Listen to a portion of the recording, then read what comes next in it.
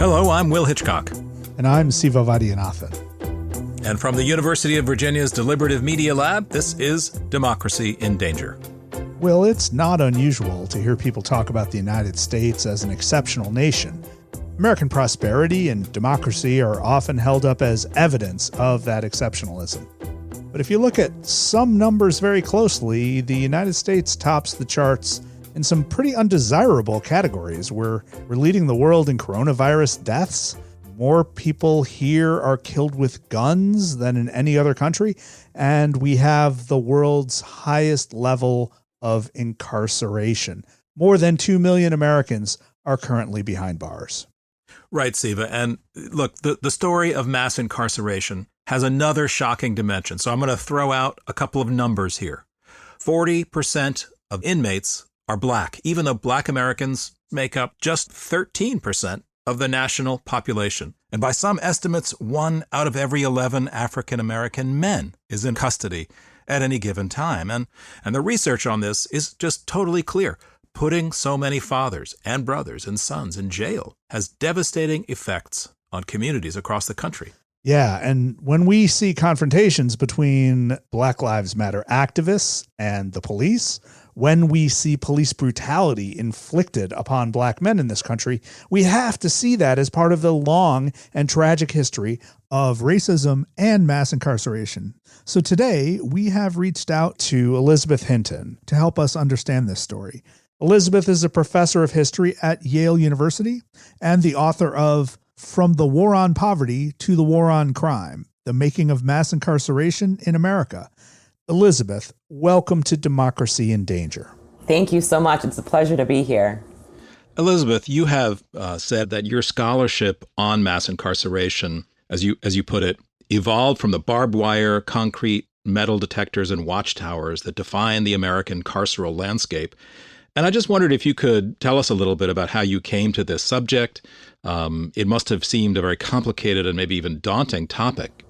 I am an old millennial. I grew up in the 80s and 90s as the war on drugs was being launched and as mass incarceration itself was ramping up. And I mean, as you mentioned, 1 out of 11 Black men today are under some form of criminal supervision. And so it's not surprising that during this period, many people's families became ensnared in the system, including my own. So, I grew up in a moment where drug abuse and incarceration kind of loom large over my extended family. And that injustice was something that I was very aware of. And so when I started graduate school, I finally began to visit family members who were incarcerated. And the first time that I went to a prison, which was in 2005, I could not believe what I saw.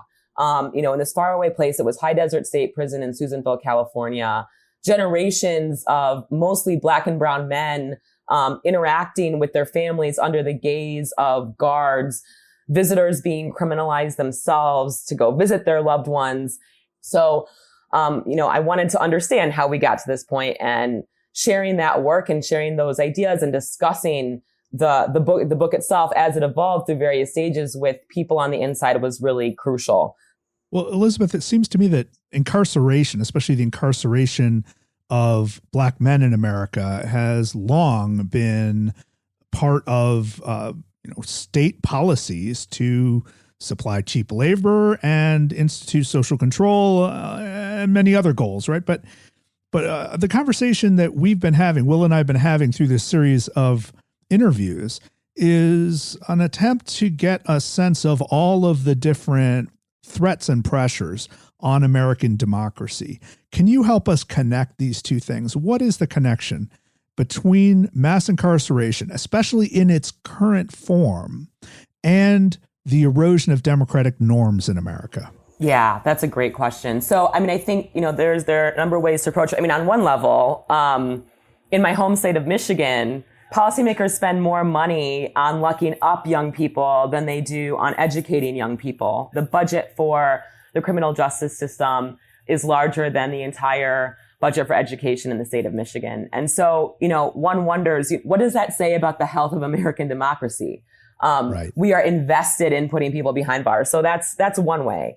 And then, of course, disenfranchising people, creating a kind of civic status that doesn't give people who have been convicted of crimes full access to political and economic institutions.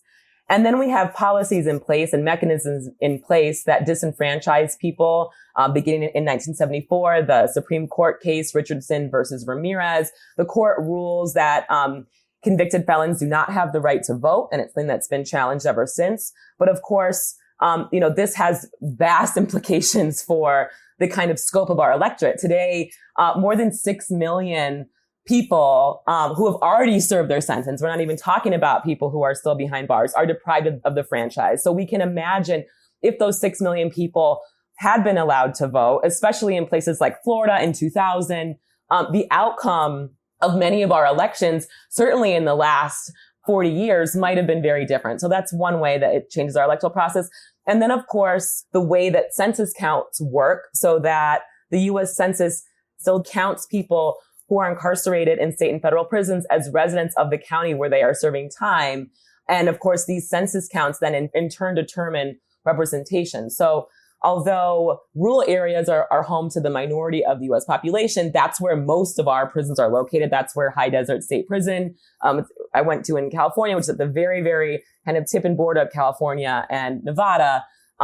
Urban Americans who tend to favor Democrats lose representation because of how felon disenfranchisement works.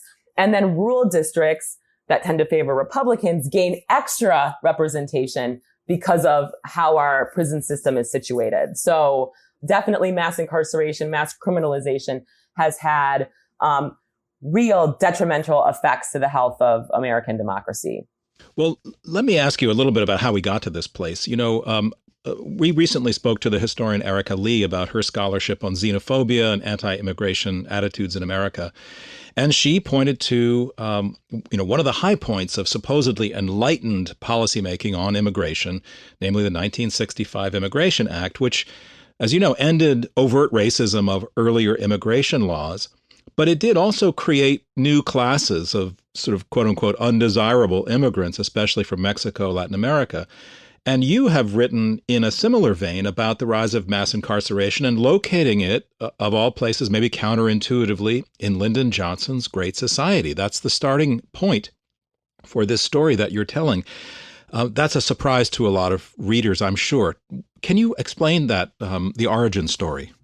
So, on one level, there's this kind of tendency in U.S. history to ramp up new laws and prison systems, forms of incarceration, when rights are extended to new groups of people. So when we get civil rights legislation in 64, 65, we then get the war on crime. In fact, Johnson sent the first federal crime bill in the history of the United States to Congress, the Law Enforcement Assistance Act, in 1965. And then a week later, he sends the Voting Rights Act. So that kind of gives you a sense of Johnson's priorities, right? Extending civil rights, voting rights, dismantling Jim Crow, while at the same time introducing a whole new system of policing and surveillance, and eventually one that's really kind of searing new levels of incarceration. His Great Society, as far as Black Americans go, is this real kind of carrot and stick approach to preventing urban civil disorder, which we know doesn't effectively work to stop incidents of uprisings. In fact, they only kind of increase in intensity through every summer of Johnson's presidency. And the steering behind this choice is policymakers Johnson's and Kennedy's, frankly, own assumptions about Black Americans' poverty and crime. Yeah. What were the key motivations for structuring a complex set of policies like this? Was there any serious thought put behind it, or was it simply a matter of political compromise? And then ultimately, what are the consequences of the metaphor of war? Right. That's a great question. So, this was a moment when 50s, 60s, especially when social scientists were a really important part of crafting domestic policy. And the programs of the War on Poverty throughout the 60s were deeply, deeply informed by the research of social scientists, people like Kenneth Clark and people like Daniel Patrick Moynihan, and their ideas about what the root causes of social ills were. And these academics had important seats at the policy table. Moynihan was working in 65 when he writes The Negro Family in the Department of Labor. I mean, this is a moment where scientists or academics are really important in shaping policy discussions. What Moynihan and other social scientists believed is that Black poverty in particular was pathological, that, there's a recognition of kind of the impact of historical racism, but ultimately Black people's own behavior explained the kind of deep racial inequalities in the US, not necessarily structural exclusion.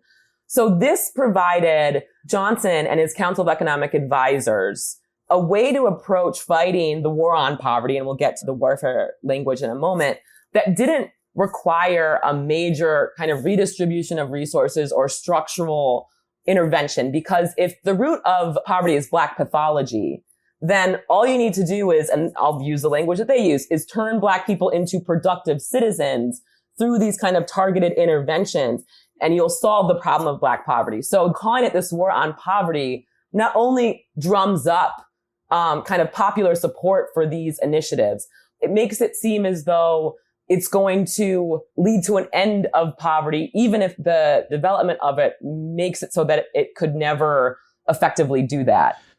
Elizabeth, let me bring the story up to more recent times and ask you to just flesh out a little bit the link between mass incarceration and the longevity of mass incarceration.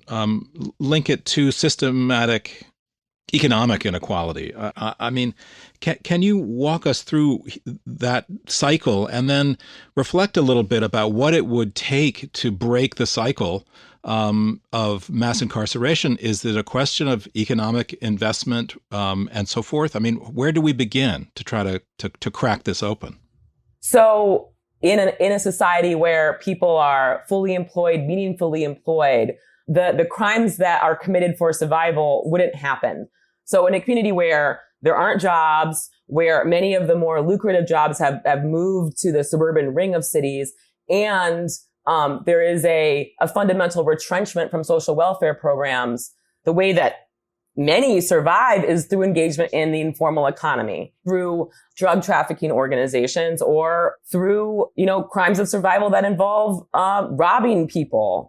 And those are the very same communities that are targeted for policing and enforcement. So what's needed, I think, and what was needed back in the 1960s was a job creation program. Unfortunately, the job creation program that emerges in the 1960s is a job creation program for police.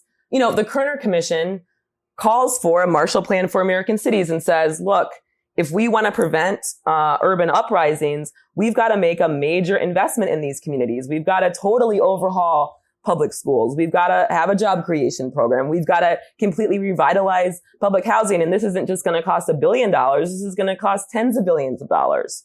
And policymakers have been unwilling to make that kind of investment to really begin to combat in a meaningful way the legacies of historical racism in this country. So, Elizabeth, the Kerner Commission was called together in the wake of all sorts of uprisings and confrontations in many American cities, the most visible of which was Los Angeles, specifically Watts. Los Angeles also becomes a model for a military version of policing.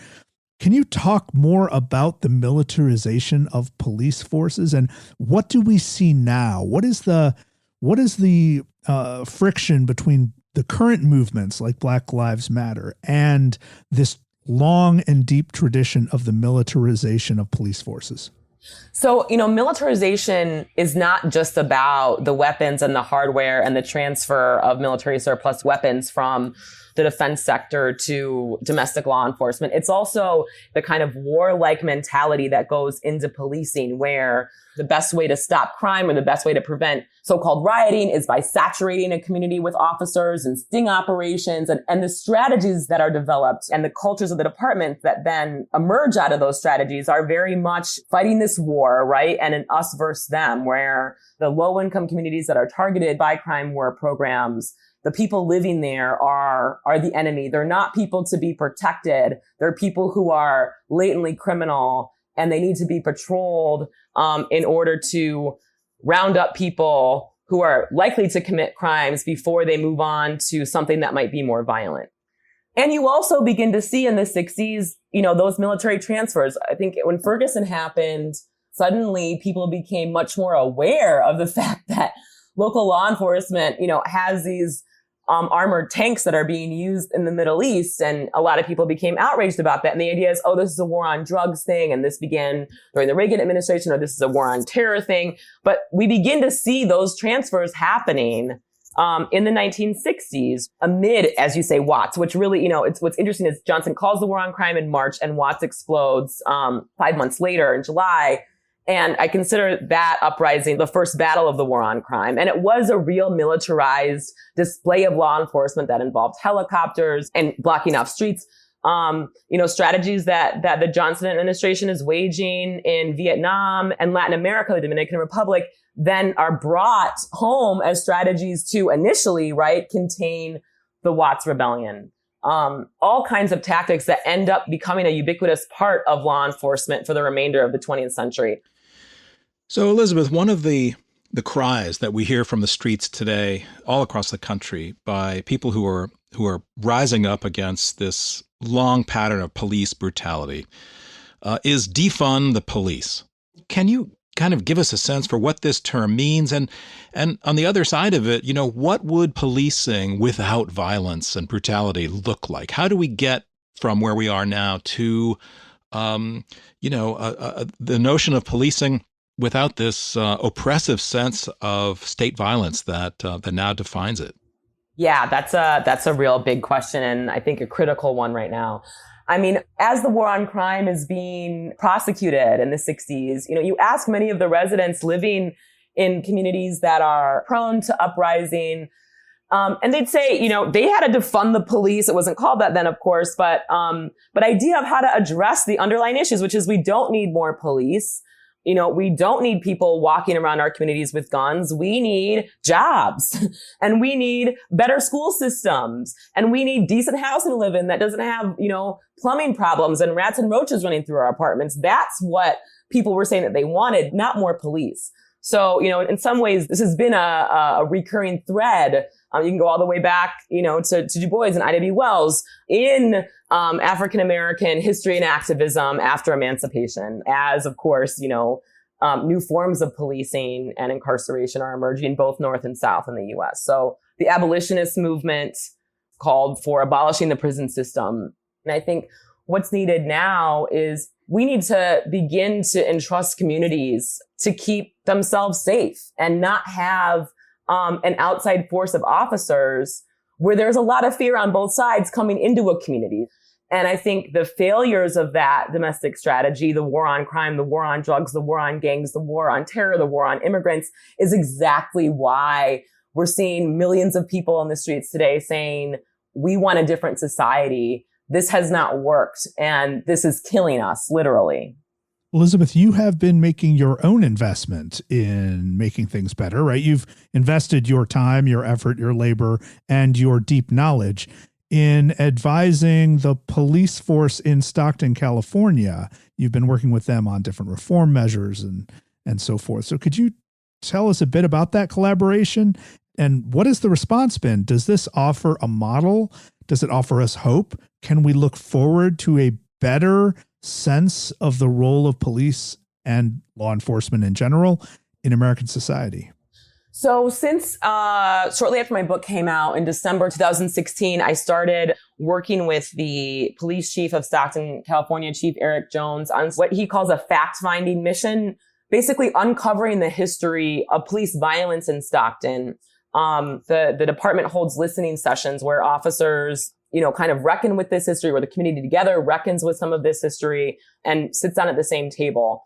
I think that this is a step in the right direction. It's not necessarily the answer, but it is true, certainly, that, if we're going to move forward, we really have to reckon with our history. And that happens at a national level, at a collective level, but also at the local level, where For instance, like an officer who was involved in shooting somebody's family member, and that family member can sit down at the same table and discuss what happened and figure out how there might be healing or a solution. I mean, this is in many ways the kind of essence of restorative justice principles.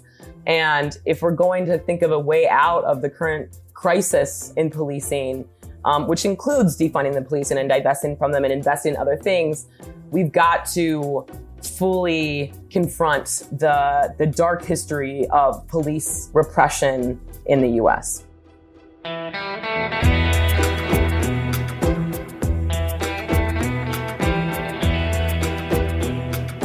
That was Elizabeth Hinton, a historian at Yale University and the author of From the War on Poverty to the War on Crime, The Making of Mass Incarceration in America. And we'll be back in just a minute with more. Hey, Democracy in Danger listeners. My name is Jenna Spinelli, and I host and produce a podcast called Democracy Works, which is a collaboration between the McCourtney Institute for Democracy at Penn State and WPSU, Central Pennsylvania's NPR station. Every week, we examine a different aspect of what it means to live in a democracy, from big picture questions like neoliberalism and demagoguery to more on-the-ground issues like voting by mail and ranked choice voting. New episodes are released every Monday, and you can find the show by searching for Democracy Works in any podcast app. Siva, that conversation with Elizabeth Hinton was really amazing. And, you know, one of the points that she was stressing at the end was about the need for what amounts to a Truth and Reconciliation Commission. And that may seem strange to some listeners, but if you connect it to her analysis that basically the United States has been waging a kind of war, a war on, as it calls it, federal policy calls it a war on crime, but other people in different communities have seen it as a war on themselves, a war on communities, a war on jobs. If you frame your policing around a notion of war and you've come to the point of no return, of saturation, of breakdown, then maybe you do need to bring opposing sides together to review the costs, the sacrifices, the victims, share your suffering, and then begin to rebuild. Well, a Truth and Reconciliation Commission is also an exercise in history and an exercise in memory to come to some shared understanding of how we got to this point and what we've been through.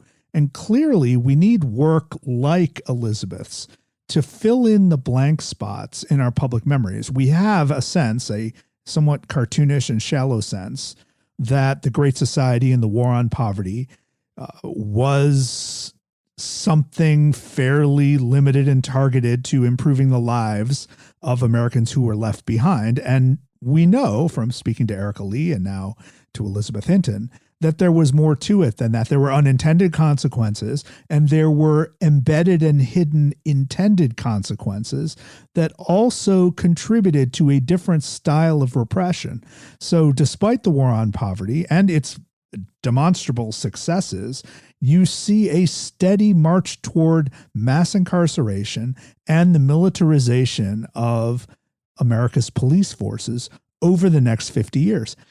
And I think she painted a picture of a society that's kind of reached the breaking point, you know, where policing and crime and communities are just at a stalemate, and they need a process of opening this up, letting it breathe.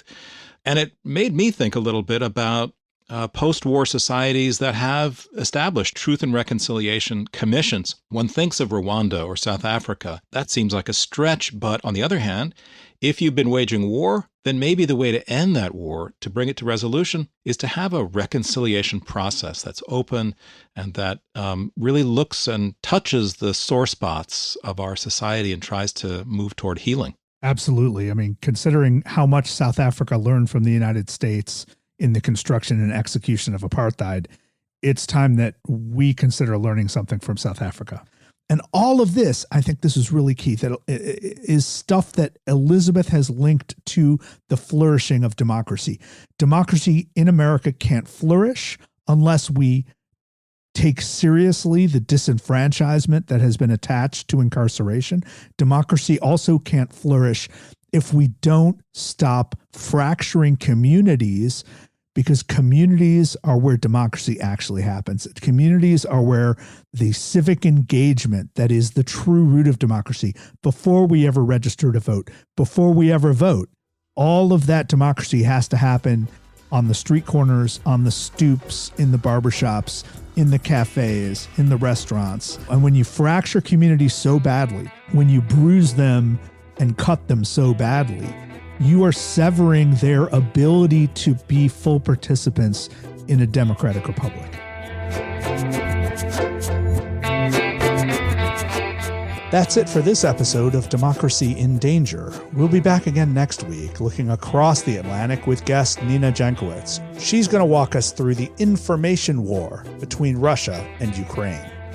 Ukraine was basically on this path to Euro-Atlantic integration, and Russia unleashed a sea of falsehoods in the media, on YouTube, even at town halls. And this event was a harbinger for what was to come in Brexit and, of course, in the 2016 election here in the United States.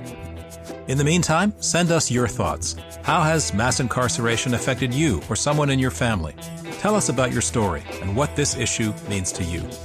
You can find us on Twitter at UVA Media Lab or online at medialab.virginia.edu. You can subscribe to Democracy in Danger wherever you get your podcasts. We're going to be dropping new episodes at least through the November election, so be sure not to miss our upcoming shows on far-right extremism, voter suppression, and on authoritarian rhetoric. Democracy in Danger is produced by Robert Armengol with help from Jennifer Ludovici. Our interns are Kara Peters and Denzel Mitchell. Support comes from the University of Virginia's Democracy Initiative and from the College of Arts and Sciences. This show is a project of UVA's Deliberative Media Lab, and it's distributed by the Virginia Audio Collective at WTJU Radio in Charlottesville. I'm Siva Vaidyanathan. And I'm Will Hitchcock. See you here again next time.